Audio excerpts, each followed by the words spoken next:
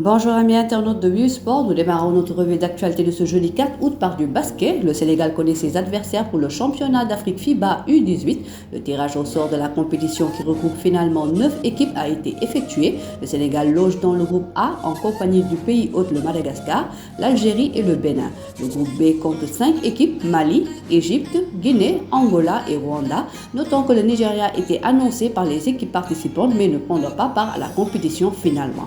La compétition démarre ce jeudi et prendra fin le 14 août prochain. Le calendrier ne devrait pas tarder à être dévoilé. Les Lionceaux se sont entraînés 2 fois depuis leur arrivée à Antananarivo. Équipe nationale féminine U18, le Sénégal a perdu son premier match de la Coupe du Président, la compétition qui regroupe les équipes éliminées suite à la phase des groupes de la Coupe du Monde U18 qui se déroule actuellement à la Macédoine du Nord.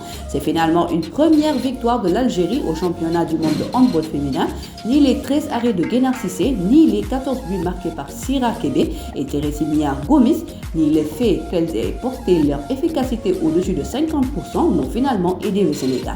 L'Algérie et le Sénégal sont à égalité sur 2 points dans le même groupe. Vendredi, le Monténégro affrontera le Sénégal tandis que l'Ouzbékistan devrait rencontrer l'Algérie. En football maintenant, le patron de l'Olympique de Marseille a été interrogé sur l'avenir de Bamba Dia lors de la conférence de presse organisée hier pour présenter les nouvelles recrues du club français suite à la sortie de l'agent du Sénégalais pour rappeler les souhaits du champion d'Afrique. Pablo Longoria a montré qu'il n'appréciait pas l'ingérence de ces dernières semaines de la presse sur l'affaire Bamba Dia. La performance du joueur est jugée à l'entraînement au quotidien. Il n'y a pas de passé dans le football. C'est maintenant le prochain entraînement, le match, ce que tu as fait hier, ce que tu as fait aujourd'hui. On parle d'un vrai talent, d'un joueur avec un impact.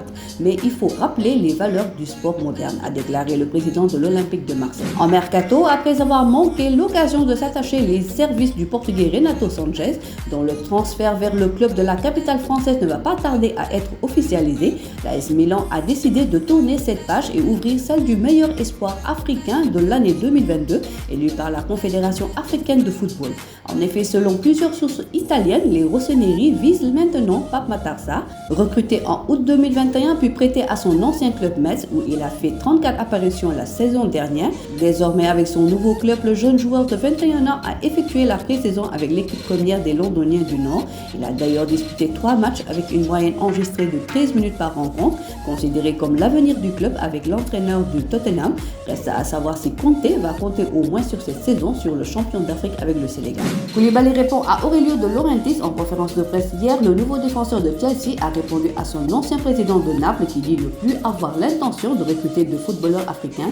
Des déclarations qui ne passent pas du goût de tout le monde. En tant que joueur de Naples, j'ai aussi représenté le Sénégal. Ce n'était pas facile, mais il faut aussi respecter les équipes nationales africaines. Le plus important est de respecter tout le monde.